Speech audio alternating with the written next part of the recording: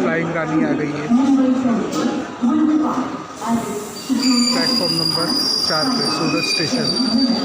और इसका टाइमिंग है 5:10 के बस 10 मिनट पे छूटने का। तो मुंबई सेंट्रल हमको हमारा कोच अलॉट हुआ D5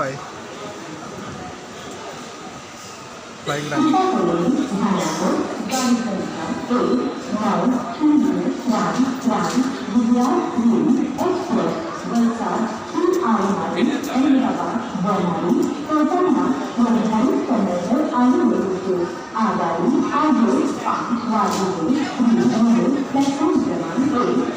यही है ना पंक्ति, यही है ना गाड़ी।